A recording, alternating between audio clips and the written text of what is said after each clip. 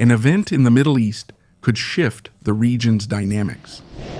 The United States, together with Israel, struck targets in Iran, pushing months of tension into open confrontation.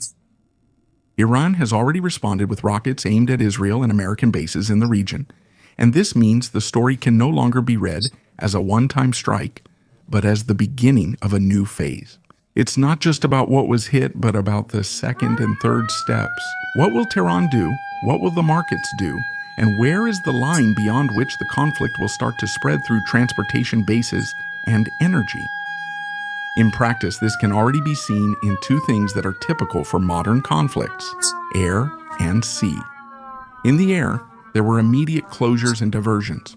The flight maps over Iran and Iraq turned into empty spaces, and airlines were canceling and rerouting flights across the region. And at sea, there came a signal that says more than 1,000 commendations. Greece called on its ships to avoid risky routes, including the Persian Gulf, the Gulf of Oman, the Strait of Hormuz, and the northern part of the Arabian Sea. This is not panic on social media. This is a direct message that risk premiums, insurance, and nervousness in logistics can skyrocket immediately. And this is where the most dangerous question comes in, the one that scares both markets and governments. Will Iran use its strongest leverage in the Strait of Hormuz? Russia's position and its options. For Russia, the situation around Iran is not a distant regional conflict, but an event that affects it indirectly, yet noticeably. Moscow and Tehran have deepened their cooperation in security, trade, and diplomacy in recent years, especially in the context of pressure from the West. Iran is a partner for Russia, with whom it cooperates in the areas of security and trade. In the context of pressure from the West, Iran is a partner with whom Russia cooperates in the areas of security and trade, and Iran has a more direct strategic significance. In this context, it is closer to the main lines of tension and is an active player in the Middle East. From Moscow's perspective, Iran is both an insurance policy and a problem. An insurance policy, since it diverts United States attention from Europe. A problem, because too much escalation can disrupt energy markets in a way that Russia can take advantage of in the short term.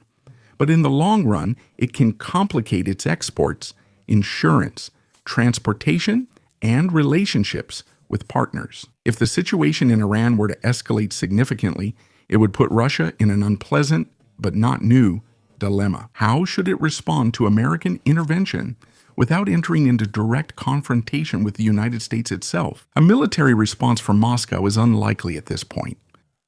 Russia has its main capabilities concentrated elsewhere. Therefore, the focus of Russia's response will shift to other areas, primarily to the diplomatic valve. An effort to de-escalate at the United Nations to talk about violations of international law, and to emphasize the need for a political solution. Moscow consistently uses this approach in other conflicts as well, unless they are the ones in which it is directly involved. The second aspect is informational and political pressure.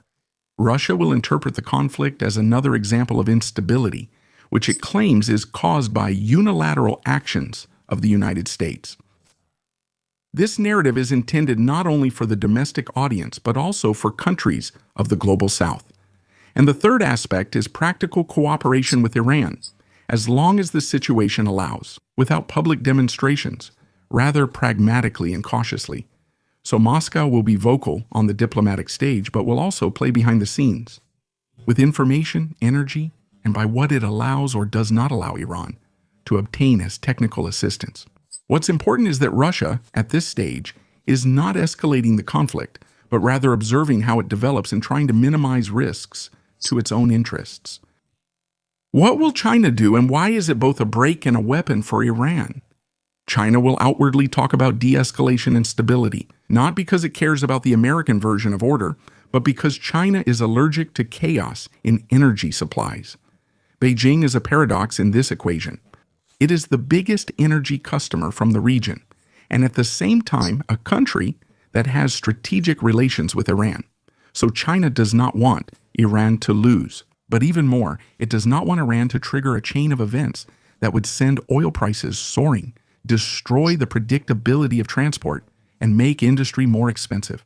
And here is the most important thing. Iran does not have only enemies. It also has friends who will hold it back. China needs Iran to keep its leverage, but not to press it so hard that it breaks its own fingers and hurts Beijing as well. That's why the Chinese approach will be typically Chinese, publicly calling for peace. They'll quietly work to prevent the Strait of Hormuz from becoming a long-term battlefield. China will push for controlled pressure, not a total blockade. If Iran raises tensions in the Strait of Hormuz, Beijing will face an unpleasant challenge, a choice. Either it will allow itself to be economically harmed, or it will start putting more pressure on Iran than Tehran would expect from a partner. Iran's strongest leverage. If Iran has a tool in its hands that can immediately affect the whole world, it's not missiles or drones. It's the Strait of Hormuz. About a fifth of the world's oil trade and a significant portion of liquefied gas pass through this narrow sea corridor.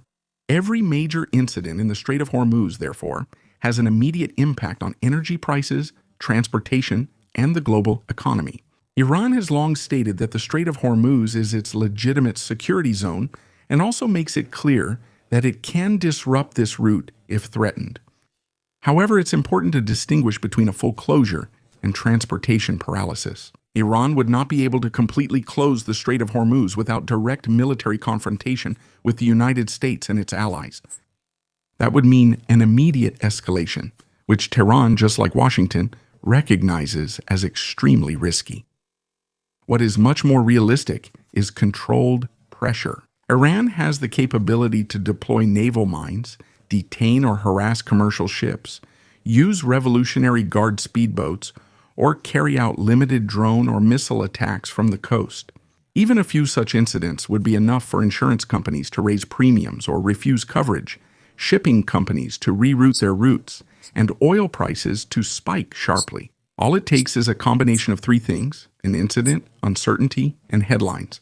Then come higher insurance premiums, rerouting, and panic in prices. And today we can already see the first signs of this scenario.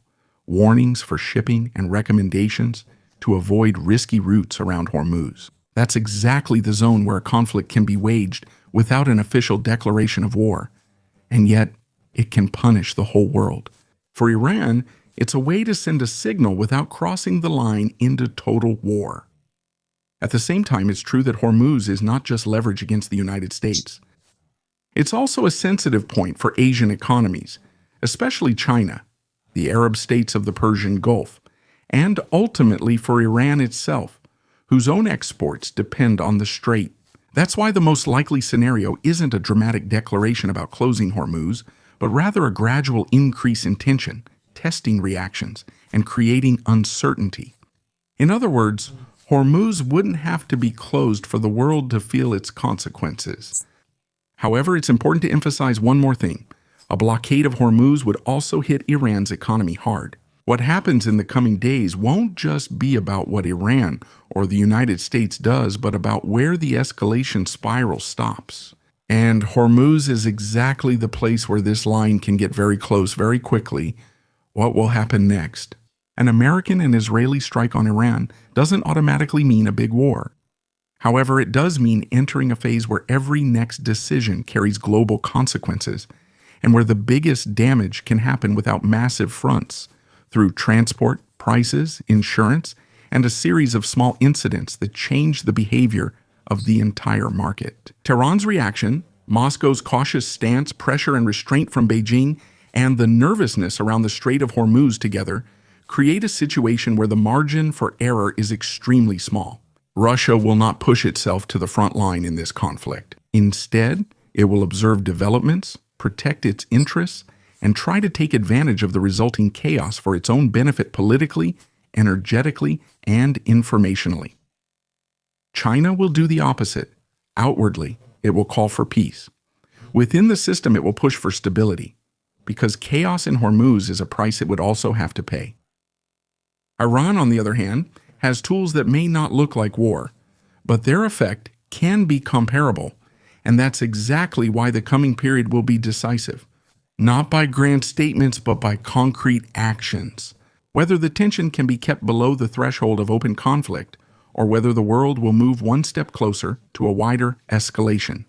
The coming days will show.